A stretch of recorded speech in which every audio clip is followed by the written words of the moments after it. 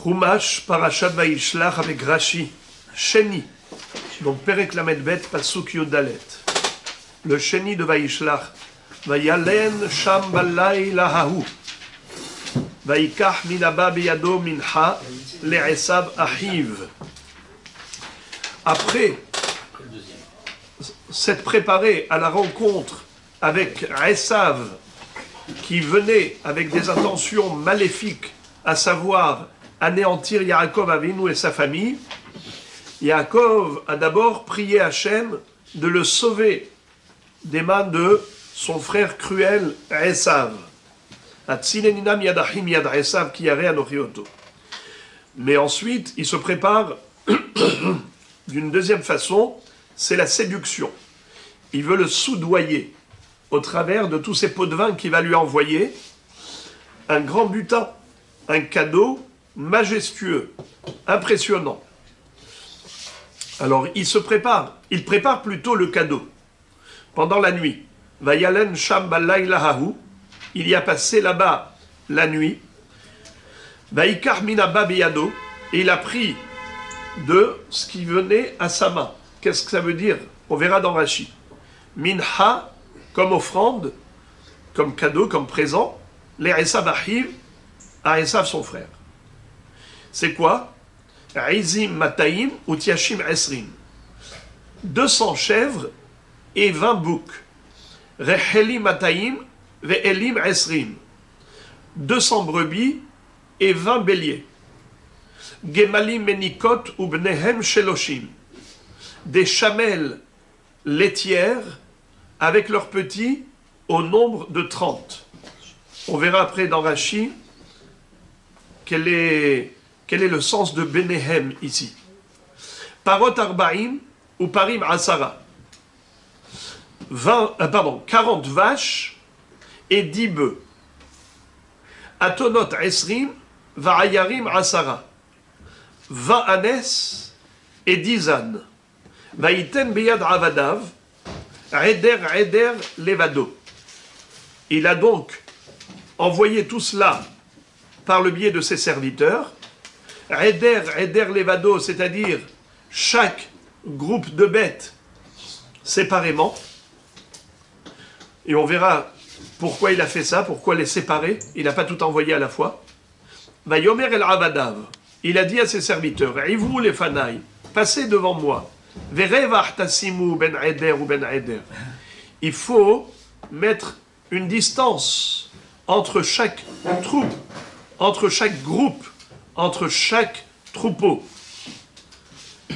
C'est-à-dire qu'au moment où Esav va voir un troupeau, il ne verra pas l'autre.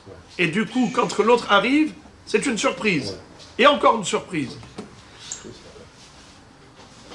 Vaïtsav et Arishon les morts, et il a donc ordonné au premier groupe en disant Kiv Goshra Ahiv, Ahi, lorsque mon frère Esav va te croiser, Ush Elcha les morts, les miata ve anatelech, il va te demander à qui tu appartiens, ça veut dire d'où tu viens, qui t'a envoyé, ve anatelech, et où vas-tu, ulmi ele lefanecha, et pour qui, et à qui s'est envoyé tout cela, ve amarta, et tu diras, le Avdecha le Yaakov. Vous répondrez d'abord à la première question. Laquelle? Les miata, à qui vous appartenez? Vous direz, le Avdecha le Yaakov, à ton serviteur Yaakov. Ve'ana telech, ulmi ele lefanecha, vous répondrez, min hahi sheluha ladoni le Esav. C'est un cadeau envoyé à mon maître Esav. Ve'ine gamu acharenu.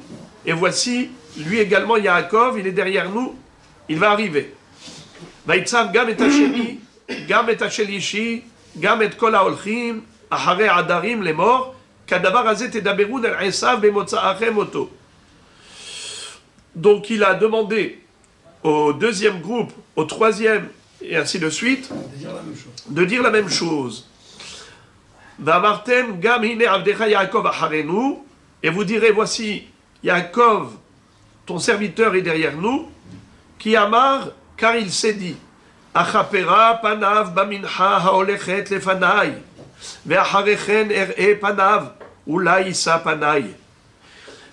Parce qu'il s'est dit, Yaakov, que peut-être qu'il va pouvoir se racheter avec toute cette offrande, avec tous ces présents, ces cadeaux, et ensuite, après que tu les aies reçus, il viendra ensuite te voir, et peut-être que tu vas lui pardonner.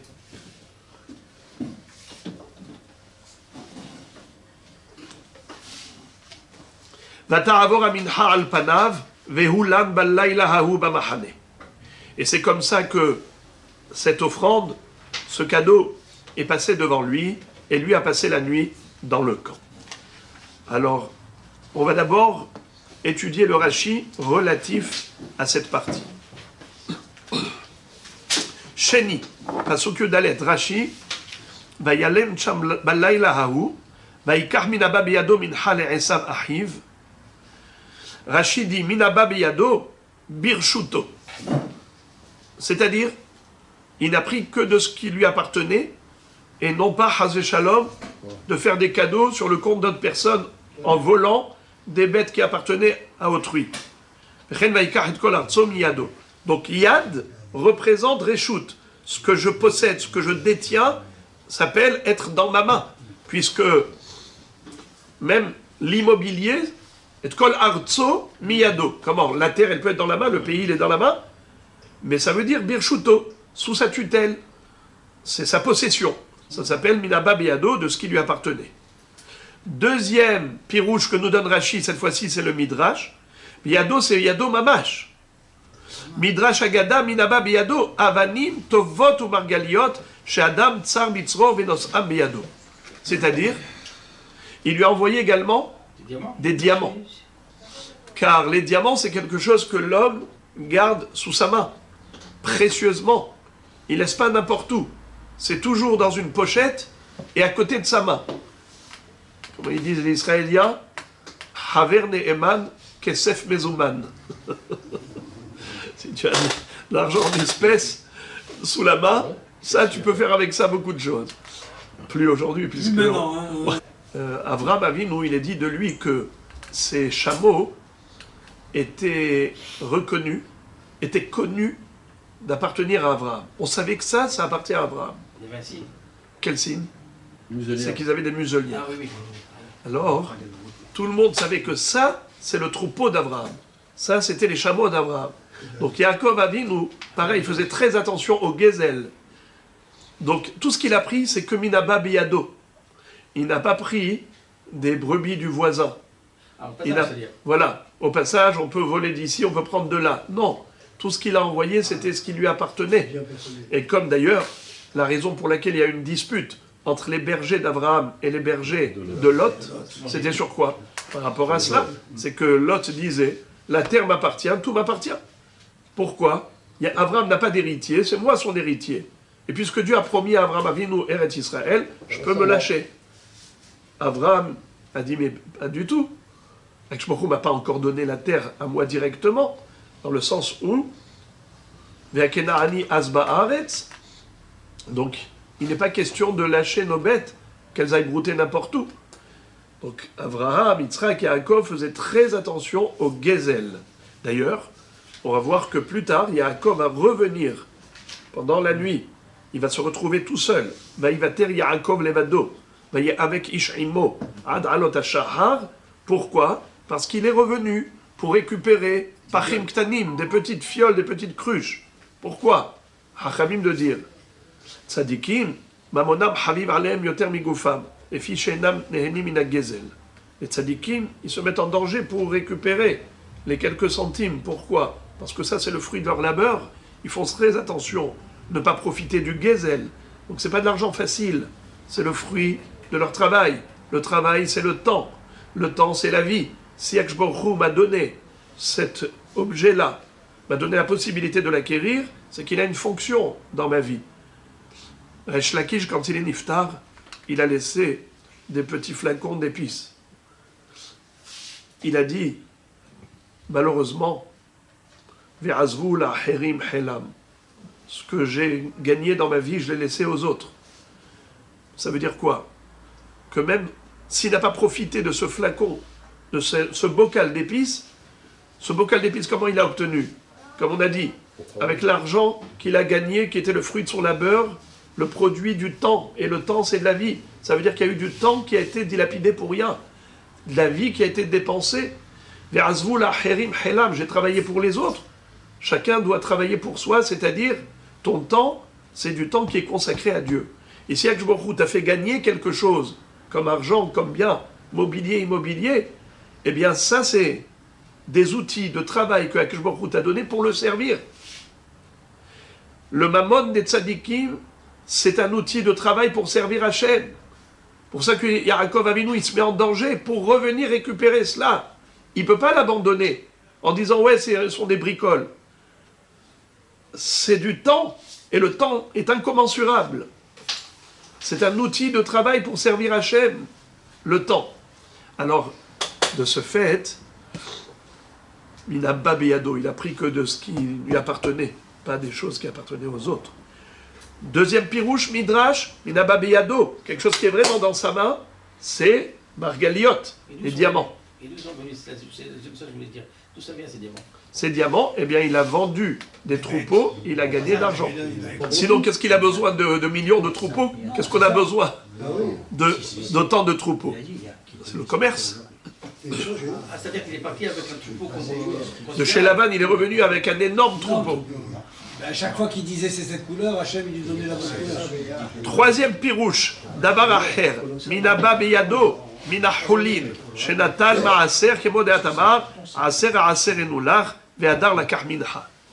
Yaakov Avinu, on le sait qu'il avait promis, il s'était engagé à prélever le Maaser de tout ce qu'il possédait. Et une fois qu'il a prélevé le Maaser, c'est là qu'il profitait. Minaba Beyado. Donc il y a ce qui revient à Hachem, le Maaser, et ensuite, ce qui reste après prélèvement du Maaser, ça s'appelle Minaba Beyado. Donc il n'a pas envoyé à Esav des cadeaux avant d'avoir prélevé le Maaser. Très souvent on se pose la question, je donne le Maaser de mon chiffre d'affaires global, ou bien après avoir donné les impôts. En général, ça peut avoir donné des impôts. Alors, est-ce que les impôts, ça fait partie du bénéfice de l'homme, ou les impôts, c'est considéré comme étant déjà déduit d'emblée à l'origine. Et donc le Maaser, je dois le prélever que de ce qui reste. Mais là, ici, c'est à l'envers. Ici, c'est, il a envoyé les impôts, entre guillemets, le cadeau à Esav, qu'après avoir donné le Maaser à Akshborou. Ça veut dire, par exemple, on va prendre un exemple. Yaakov, il a donné 10% de ses biens à Kadosh Baruch Hu. D'accord ? Ensuite, il lui reste ce qui lui reste. Maintenant, de ça, il va envoyer un cadeau à Esav. Mais s'il avait envoyé un cadeau à Esav d'abord, et ensuite, il prélève le Maaser, le Maaser, il sera inférieur au Maaser qu'il a donné. Parce que s'il donne le Maaser d'1 million, ou il donne le Maaser de 900 000, c'est pas pareil. Alors, qu'est-ce qu'il fait Yaakov Avinu? D'abord, il donne le Maaser. Et après, il envoie à Esav le cadeau. Parce qu'il ne veut pas que le Maaser en pâtisse de ce cadeau qu'il va envoyer à Esav. Le tzaddik, il prélève du brut. Mais non, celui qui est moins mahmir, qui est mekil, il prélève du net. Parce qu'il dit que ce qui est prélevé à la source, les impôts, c'est comme prélevé à la source. Et donc, pas toujours, les impôts, c'est vous qui payez. Non, ça y est, maintenant, tout est prélevé à la source. Tout est prélevé à la source. Donc tous les salariés sont alors là, ça permet une coula pour le Maaser. Non, tout est prélevé à la source. Pasuk Tetvav Rashi. Aizim Ataim Utiashim Esrim. Donc lorsque j'ai traduit, vous avez vu que par exemple, il y avait une proportion. Combien de mâles par rapport aux femelles? Pour les brebis, pour les chèvres, alors on avait 200 chèvres, 20 boucs, 200 brebis, 20 béliers. Au niveau des chameaux, on verra après, on y reviendra. Pour les bœufs, on a 40 vaches pour 4 bœufs. Non, excusez-moi, pardon. Il y a 40 vaches pour 10 bœufs. Il y a 20 ânesses pour 20 ânes. Alors, regardez maintenant ce que dit Rashi. Cette proportion, elle n'est pas fortuite. Mataim izim tzrichot 20 tiashim. Vechen kulam. Azecharim kedet tzorech hanekevot. C'est-à-dire, pour l'accouplement, il faut qu'il y ait, pour 200 chèvres, il faut qu'il y ait 20 boucs. Pour 200 brebis, il faut qu'il y ait 20 béliers. Ça veut dire que chaque mâle, 10. il s'accouple à 20 femelles. Quel côté à 10. Hein? Oui, c'est ça. Ouais, c'est ça. Ouais. Non, pardon, excusez-moi, vous avez raison. 10. Chacun, excusez-moi, 220, donc 20 par rapport à 200, c'est un dixième, donc c'est 1 pour 10. Un mâle pour 10 femelles. S'il est fidèle.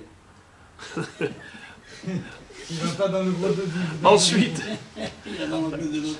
par contre, au niveau des parottes, au niveau des vaches, on avait dit 40 vaches et 10 bœufs. Ça veut dire que chaque bœuf, 4 vaches. 4. Pour les ânesses, on a 20 ânesses et 10 ânes, ça fait C'est 2. 2. 1 pour 2. 1 1 pour pour 2. 2. Un mâle pour 2 femelles. Alors, regardez ce que dit Rashi. Bereshit Rabbah, dans le Midrash Rabbah de Bereshit, Doresh Mikan Le'ona Amura Batorah. De là, on apprend la mitzvah de Ona. C'est quoi Ona? C'est l'obligation conjugale. L'homme se doit d'être avec son épouse, il y a un minimum, à Tayalim Bechol Yom. Ceux qui sont Tayalim, c'est-à-dire les chômeurs, et qui profitent de la vie tranquillement. Si on traduit Tayalim par Tioul, ceux qui se baladent, qui se promènent. Ouais. Mais le mot Entier. Tioul, Entier. il n'y a pas que les baladeurs, il y a aussi Ceux qui cherchent du travail, non? Tioul, ça veut dire passer du bon temps. Par exemple, c'est écrit dans la halacha que dans la souka, Ochlim, Shotim, Yeshenim ou Metailim Basouka. C'est quoi Metailim Basouka? J'ai une petite souka, comment tu voudrais qu'on puisse se promener? Non, Metailim, ça veut dire passer du bon temps. Eh bien, quelqu'un qui passe du bon temps toute sa vie, il est au chômage, par exemple, quelqu'un qui est à la retraite, quelqu'un qui a Baruch Hashem, tout ce qu'il faut, il n'a pas besoin de travailler, de s'exiler, de se déplacer. Il est toujours là tranquille. Alors lui, son obligation conjugale, elle est quotidienne. Hapoalim, Shtaim Beshabbat, les ouvriers, alors 2 fois dans la semaine, ils se doivent d'aller avec leur épouse. Hamarim, Ahad Beshabbat, les âniers, c'est-à-dire ceux qui voyagent et qui font du transport de marchandises à Dodan, alors la relation conjugale, elle est obligatoire 1 fois par semaine. À Gamalim, à Hatlishloshim Yom, les chameliers qui voyagent et qui traversent le désert avec des chameaux, c'est 1 fois tous les 30 jours. À Sapanim, à Hatlishisha Hodashim, les matelots, les capitaines, les marins, eh bien c'est 1 fois tous les 6 mois. Ve'eni Odea, les Chaven Amidrash Hazeh Bekivun. Rachid dit, je ne sais pas comment exactement faire correspondre ce midrash avec ce qu'on a vu au niveau de la proportion de mâles et femelles par rapport au troupeau. Arnira be'enai, mais il me semble, chez la Madnumikan, chez Enaona Shava Bechol Adam, qu'on déduit de là un principe, c'est que l'obligation conjugale n'est pas équivalente chez tous les hommes. Et là, les Fitorah Hamutal Alav, c'est en fonction du travail, de la lourde charge de Parnassa qu'il a. Chez Matsinu Kan, chez Massar Lechol Taïch, Eser Izim, Vechen Ekol Aïl. Nous voyons que pour chaque bouc, eh bien, il avait 10 chèvres. Il s'accouple à 10 chèvres. Les pareils pour les béliers, avec 10 brebis, chaque bélier. Les Fichem Pnouim Imelacha, Darkane Arbot Tashmish, ou les Aber Eser Nekevot. Puisque les béliers et les boucs n'ont pas de travail, c'est pas comme les bœufs qui tirent la charrue, c'est pas comme les ânes qui tirent la marchandise, ou les chameaux qui transportent des voyageurs dans le désert, ils n'ont pas de travail physique, alors automatiquement, ils sont plus disponibles pour aller avec des femelles. Donc leur relation, elle est décuplé, automatiquement, il y a plus de fruits, de produits. Mishenit Abra, ou Mishenit Abra, ou Behema. Mishenit Abra, Enam Kebelet Zachar. La femelle, une fois qu'elle est tombée enceinte, elle n'accepte plus le mâle. Le mâle, c'est pour la fécondation, mais une fois que ça y est, eh bien, finish. Ou parim she'oskim bimlacha. Et les bœufs qui travaillent en tirant la charrue, l'homme assar la zachar, et l'arba nekevot. C'est pas 1 pour 10 femelles, c'est 1 pour 4 femelles. Vela hamor she'olech bederech echoka, shte nekevot les zachar. Et l'âne qui voyage quand même et qui fait des grands parcours, eh bien, c'est que 2 femelles. La gemalim sholchim derech yoter echoka, nekeva achat la zachar. Le chameau qui lui traverse et parcourt des distances encore plus grandes, alors la proportion elle est 1 mâle pour 1 femelle. Gemalim nikot sheloshim ubnehem imahem. Alors, là ici, la Torah nous parle de chamelles qui sont laitières. Alors il nous dit, comme ça explique ici le Rashi, benehem imahem, shloshim avec leurs petits. Ou midrash agada, ou benehem banaehem, zachar keneget nekeva. Ou le fish etzanoua metashmish, lo pirsemo akatou. Ou benehem. Le deuxième pirouche qui est extraordinaire, c'est qu'il faut comprendre le benehem ici, non pas dans le sens de banim, qui veut dire des petits, les petits de la chamelle, mais plutôt le mâle pour la femelle, pour la chamelle. Et ici, le benehem, c'est comme si c'était écrit bana ehem. Et que veut dire banaï? Banaï, c'est le constructeur, n'est-ce pas? Eh bien, le mâle construit la femelle. Le mâle donne à la femelle la possibilité d'avoir des petits, de s'accomplir, de remplir sa fonction. C'est pour ça que d'ailleurs, Rachel Imenu, qu'est-ce qu'elle avait dit à Yaakov Avinu? Je vais te donner Bilha. Elle aura des enfants. Petelet al-Birkai, Veibane gamanochim imena. Je vais me construire moi aussi grâce à elle. Et Rachid de dire, celui qui n'a pas d'enfant, ne s'appelle pas Banouille, ne s'appelle pas construit. Karouille, Harous velo Banouille. Donc, la femelle, elle se construit par son mari qui lui donne des petits. Donc c'est ça, le Benehem. Ça vient du mot binyan. Oui, c'est marqué là. D'accord? Askarim, Exactement. Bonim. Entre parenthèses, ils vous l'ont mis. Zecharim nikraim bonim. Le mâle s'appelle constructeur. Zachar keneged nekeva. Maintenant, pourquoi c'est juste au niveau du chameau que la Torah employait un langage indirect? Pourquoi pour tous les autres on a été clair? Zachar nekeva, Zachar nekeva. Pourquoi que pour le chameau, on l'a fait passer dans une forme allusive, à savoir Benehem?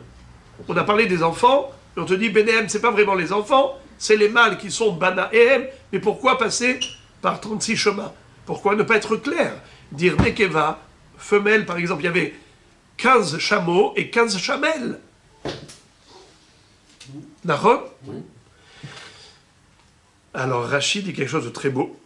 Ou les fiches et tsanoua betashmish lo pirsemo hakatouv. Le chameau, il ne s'accouple pas avec la femelle devant tout le monde. Et étant donné qu'il est discret, alors la Torah aussi, elle a été discrète à son égard. Yudzaïn Rashi, Eder Levado, Kolmin Vamin Leatzmo. C'est quoi ces troupeaux?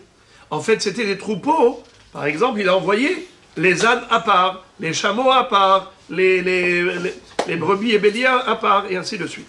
Kolmin Vamin Leatzmo.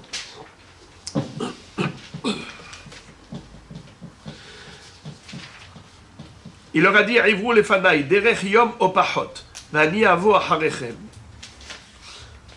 Une distance entre Yaakov et les cadeaux d'un jour ou un peu moins. Verevartasimu, vous allez marquer une distance entre les différents troupeaux. Aeder lifnei hadbero, melo ayin, kedei lasbiar eno shel oto rasha ou letavho al ribouy adoron.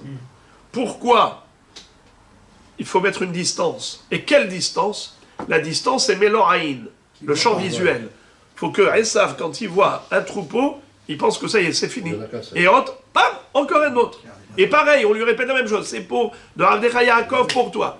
Tiens, il se dit, c'est fini. Encore un troisième, la même chose. Un quatrième, la même chose. Les Tavho al Ribouy à Mammon ou les Asbiar et Noshel et Racha. Rassasier l'œil de ce rachat et l'épater par rapport à autant de cadeaux.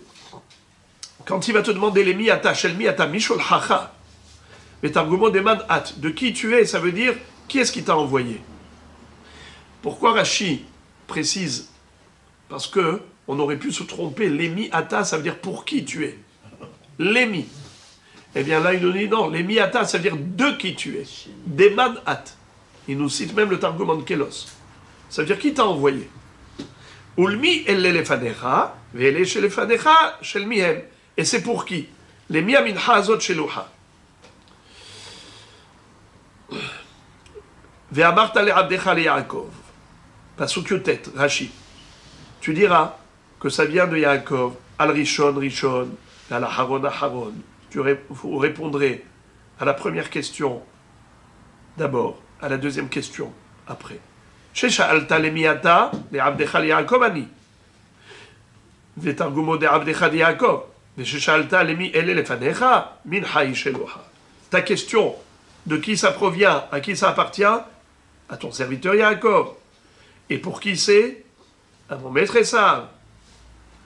Ve'ine gamu acharenu Yaakov. Yaakov nous suit. Il s'est dit que peut-être avec tout ça, je vais me réconcilier avec mon frère. Il acceptera de me pardonner. Achapera panav, avatel rugzo. J'apaiserai sa colère. Vechen vechupar beritrem et mavet. Lotuchli kapara. Venira be'enai, shekol kapara she'etzel avon vechet ve'etzel panim, kulam lashon kinuach ve'avara hen. Ve'lashon aramihu. Ve'arbe batalmud. Ve'chiper yadeh ba'ay lechapure yadeh ba'u gavra. Qu'est-ce que ça veut dire? Rachid dit qu'il lui semble que le verbe lechaper, qu'on traduit par expier, en fait ça veut dire essuyer, nettoyer. La traduction littérale, c'est nettoyer. Où est-ce qu'on retrouve ça? Il dit par exemple, on retrouve, par exemple, il y avait, dans ma Sechet Gittin, il est raconté qu'il y avait un homme, il s'appelait Bar Kamtsa.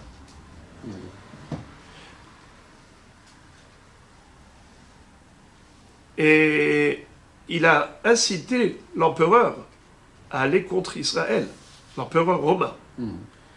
Et après cela, il y a eu un premier qui était Niron Kessar. Il est venu, il a envoyé des flèches de partout pour voir s'il allait réussir sa mission. Elles sont toutes tombées vers Yerushalayim. Il a dit, ça veut dire qu'Akadosh Baruch Hu, il veut détruire Yerushalayim. Mais il a eu peur. Il a dit, Akadosh Baruch Hu, il veut sanctionner ses enfants, détruire le Beth Amikdash. Mais il veut s'essuyer les mains sur moi. Ça veut dire il veut m'envoyer comme bouc émissaire. Il veut que ce soit moi qui détruise, mais après, il va me punir. Je ne veux pas. Il est parti, il s'est enfui, et il s'est converti au judaïsme. Alors ensuite, il a envoyé Aspasianos Kessar, Vespasien. Donc, les Kitsour, Rashi nous montre que dans le chasse, on voit que les chapour et yadé, ça veut dire essuyer ses mains. Et il dit même, dans le Lachon Amikra, Vegam Bilshon Amikra, Nikraim Amizrakim, Shel Kodesh Kippouré Zahav. Dans le livre de Ezra, on retrouve là-bas la notion de Kippouré Zahav. Pourquoi? Al Shem Shakohen Mekaniach Yadav Bahem Bisfat Amizrak. Lorsque le Kohen prenait, il faisait la Zrikat Adam avec la main, avec le doigt. Après ça, il s'essuyait les mains. Il y avait du sang dans les mains. Alors, il s'essuyait avec le Mizrak. Ça veut dire quoi? Qu'avec le rebord du Kéli, il allait se racler les mains pour que le sang retombe dans le Kéli. S'essuyer. Donc, c'est pour cela qu'il s'appelle Kippourim, Kapouré Zahav. Pourquoi? Parce que ces Kélim permettaient d'essuyer les mains du Kohen avec le Mizrak. Donc Rashi, très souvent, nous donne des principes de grammaire ou de vocabulaire. Al-Panav, comment c'est écrit? Vamartem gamine. Excusez-moi, pasuk kafbet. Je reprends le pasuk kafbet. Vata'avor aminha al panav. Ve'ulan ballayla hahu bamachane. Le présent est passé al panav. Et lui a passé la nuit là-bas. Rashi donne deux pirushim. Al panav, kemo lefanav, devant lui. Chen hamas veshod ishama ba al panay tamid. Chen amach isim oti al panay. Ou midrash agada al panav afhu sharouy bekaas. Shehaya tzarich lechol ze. Yaakov Avinu, c'était al panav. Qu'est-ce que ça veut dire al panav? Contre son gré. Dans le sens où il s'est senti très mal de devoir envoyer tous ses cadeaux à Esav. C'était malgré lui. Il n'avait pas le choix. Pour pouvoir se racheter, il devait absolument lui envoyer ce cadeau. Mais de perdre tellement d'argent juste pour calmer son frère, c'est pas quelque chose qu'il a fait de gaieté de cœur, à cœur joie. C'était Al-Panav, c'était malgré lui. Donc Rachid dit Al-Panav, c'est l'Efanav, le Pshat, mais le Midrash, c'était Al-Panav, contre son gré. Al-Panim, comme on dit aujourd'hui en Israël. Al-Panim. Alors ensuite, Vayakom, Ballaylahu, ויקח את שתי נשיו ואת שתי שפחותיו ואת 11 ילדיו ויעבור את מעבר יבוק ויקחם ויעבירם את הנחל ויעביר את כל אשר לו. Alors, lui, pendant la nuit, qu'est-ce qu'il a fait? Il a fait traverser le canal, le fleuve de Yabok, Nahal Yabok. Yaakov Avinu, il va prendre toute sa famille et tous ses biens, il va les faire passer d'une rive à l'autre de ce fleuve qui s'appelle Nahal Yabok. Mais il avait aussi... Alors regardez, d'abord, Vayakom Balayla, Hu. Il fallait écrire Vayakom Balayla, Vayikachet Shetenashav, puisqu'on parle de Yaakov. Pourquoi s'écrit Hu? Alors il y a un midrash qui dit que c'est la Shechina qui était avec Yaakov Avinu pour l'aider. Hu, que je me était avec lui. Ani Vahu, Oshi'ana. Vayakom Balayla, Hu, Vayikachet Shetenashav. Il a pris ses deux épouses, et Shete Shifchotav, ses deux servantes, donc Rachel et Léa, Bilha et Zilpa, Vetahad Asar Yeladav et ses 11 enfants. Vayavor et Ma'avar Yabok. Il a traversé le fleuve de Yabok. Rabotai, combien d'enfants il avait? 11. Binyamin n'est pas encore né. 12 avec Dina. Mais il y avait Dina, donc il devrait y avoir 12. Pourquoi Hadassar? Rashi pose la question. Vedina et Chanaïta. Dina, où est-ce qu'elle était? Netana bateva bena'al befaneha. Il a mise dans une malle et il a fermé chez Loïtenba Esav Enav. Pour pas que Esav porte son regard sur elle, parce qu'elle était belle.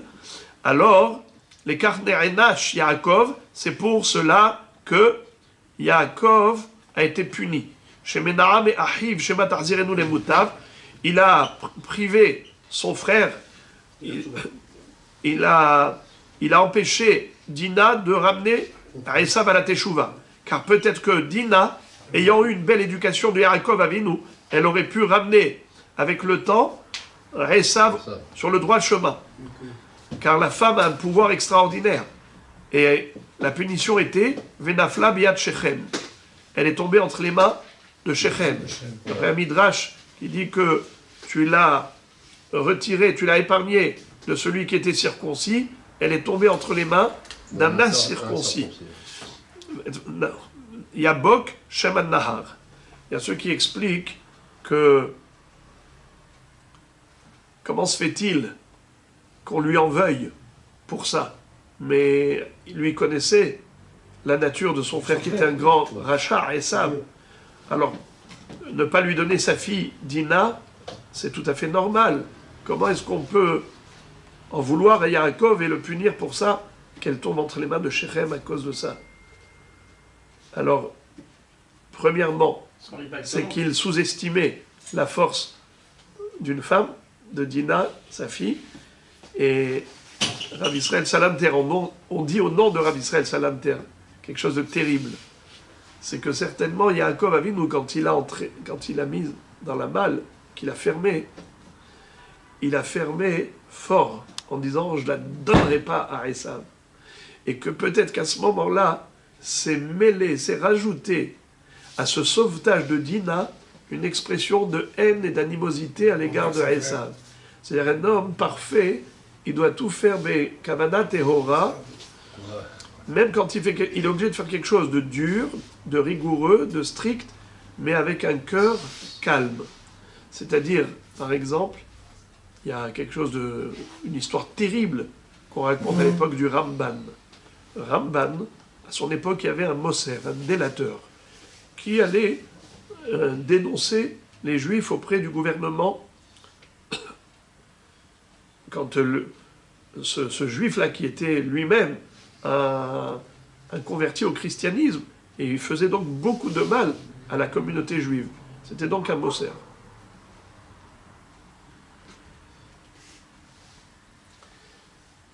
Un Moser, on a le droit de se débarrasser de lui. Parce qu'on sauve tout le monde. On sauve la communauté. Une fois, il était en train de se baigner, il y a quelqu'un qui lui est venu par derrière, lui a enfoncé la tête dans l'eau, il s'est noyé. Ce bonhomme, 2 semaines après, il a été se baigner, et il s'est noyé tout seul. Tout le monde a vu que c'était Mida Keneged Mida, mesure pour mesure. Et tout le monde était étonné, choqué, ils ont été voir le Ramban. Ils lui ont dit, mais Rabbi, il n'a fait qu'accomplir la halakha. Et là, on voit clairement que Mina Shamaim, c'est du ciel qu'il a eu cette sanction. On voit que c'est Mida Keneged Mida, mesure pour mesure. Mais il a fait quelque chose de bien, comment il peut avoir une sanction? Il a dit, ce genre de mitzvah, c'est quelque chose qu'il faut faire avec le cœur pur. Que pour la kavana de Abba Leorgecha Shkem Leorgo, ou la kavana de Amoser, c'est une mitzvah de s'en débarrasser, mais pas en profiter pour laisser s'exprimer sa haine. C'est-à-dire qu'à ce moment-là, quand il lui a enfoncé la tête dans l'eau, comme s'il avait fait avec plaisir. Au lieu de le faire à contre-cœur, à ce moment-là, s'est réveillé en lui, quelque part, la cruauté. Et ça, c'est quelque chose que si on veut que ce soit considéré positif, il faut que ce soit fait dans une intention uniquement positive. Et que ne se mêle pas à cela un intérêt personnel ou une tendance de la bassesse humaine, qui est la cruauté qui provient de la haine et de l'animosité. Parfait. Alors, ça veut dire qu'il faut vraiment la perfection de l'action et de l'intention. Comme si Yaakov Avinu, à ce moment-là, au moment où il a fermé la malle, il a claqué trop fort la porte. Alors, c'est comme ça, c'est ce qu'on dit au nom de Rabbi Israël Salanter. Mais, parce qu'on est en train de parler de Yaakov, qui est ce qu'on appelle Ha'adam Sheba Merkava. Donc, mais ce qu'on peut apprendre, on déduit de là-bas, et on termine avec ce pasouk. Vaïkahem vaya'avirem et hanachal vaya'aver et asher lo, abehema v'metaltelim, asa atzmo kegesher, noten mikan umaniach kan. Lui, il s'est mis au milieu du canal, au milieu de l'eau, et il prenait d'une rive les objets et les bêtes, et il les faisait traverser, c'est-à-dire il est passé de l'autre côté, de l'autre rive. Ça veut dire les hommes, il les a laissés traverser à pied, mais tout ce qui est bête et objets, mobilier, c'est lui qui les a pris et qui les a transportés pour les transférer. Asa Atzmo Gesher, il s'est comparé à un pont, comme s'il faisait lui le pont. Alors là, on a appris un épisode, demain, Be'ezrat Hashem, plutôt après-demain, puisque demain c'est mercredi. Alors jeudi, Mirtzeh Hashem, on va s'arrêter sur un épisode extrêmement émouvant, très fort, triste, mais à la fois réjouissant, et on va voir après Be'ezrat Hashem combien de limoud on peut tirer de là. Vaïvater Yaakov Levado, Vaïe avec Ish Imo, Ad Alot Ashahar. C'est le combat avec l'ange de Esav qui s'est présenté comme un homme et il a combattu pendant toute la nuit, et à la fin, après l'avoir frappé au niveau de la hanche, il a disloqué la hanche de Yaakov Avinu au niveau du guide anaché, le nerf sciatique. On va voir que l'ange va s'avouer vaincu, et il va supplier Yaakov Avinu de le lâcher, de le libérer, pour retourner dans les hautes sphères célestes, parce que c'était la première fois de sa vie, à cet ange, qu'il allait pouvoir chanter. Akadosh Baruch Hu, une louange. Les malachim chantent à Dieu, mais il leur faut le réchoute. Et donc il lui dit, Shalecheni ki ala hashahar, vayomer lo ashalechacha ki im berachtani. Et c'est là qu'on va voir que le malach va demander à Yaakov Avinu, Mashemecha, et là il va lui changer le nom par rapport à Israël, et ensuite Yaakov qui demande au malach quel est ton nom, et le malach ne lui répond pas. Il lui dit mais pourquoi tu me poses cette question? Bon, Bekitsour, tout cela c'est opaque, ça soulève plusieurs questions, et Be'ezrat Hashem Yitbarach, les Neder, on expliquera tout ça Be'ezrat Hashem.